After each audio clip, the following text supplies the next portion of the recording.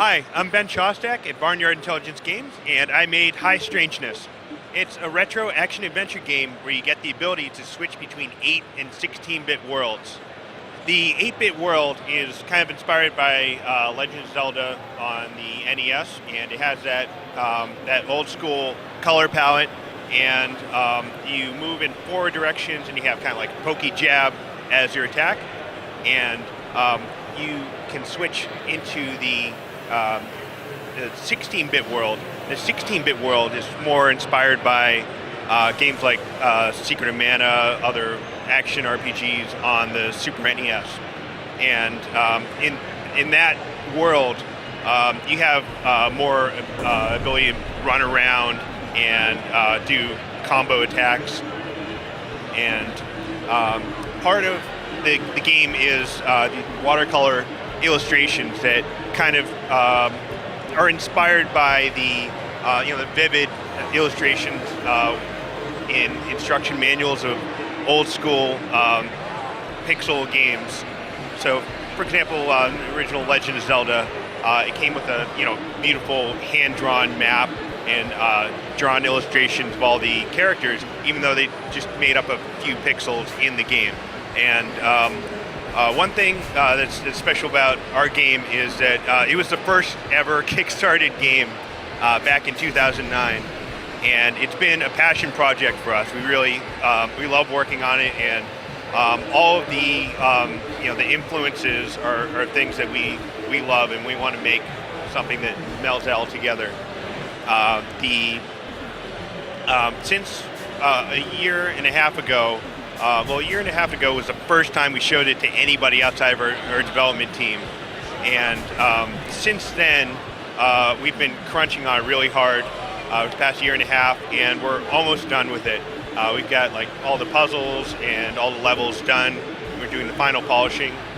Since then, we got greenlit on Steam, so we're coming out on PC, Mac, and Linux, and also on consoles.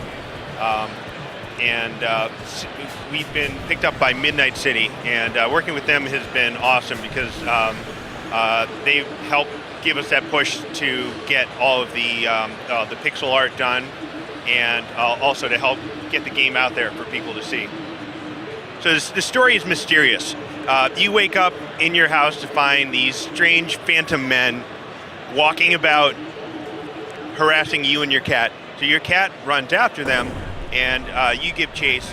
So you defeat all these guys and kick them out of your house, and they leave behind this crystal skull, this red skull.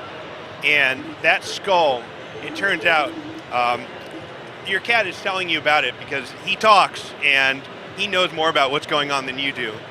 But he tells you it gives you a vision ability, and that vision ability is the 8 and 16-bit switch that we were talking about.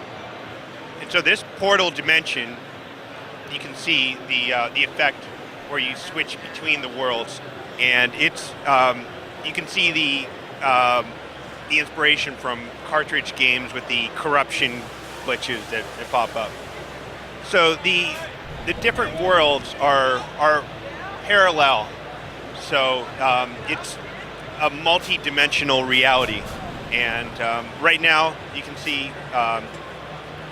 Boyd has the ability to switch between them at will, and it completely changes how the game plays.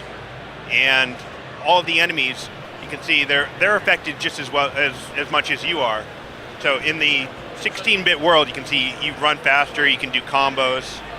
The reasons you switch between the worlds are for combat reasons, and also you can see there's puzzles that are dependent on the differences in the world. So for example, for this one, if he was in 8-bit, he wouldn't be fast enough to make it over that bridge.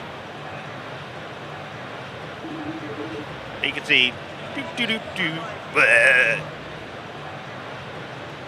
So when he switches to the 16-bit world, you can see that he can run right across there, just get to the other side.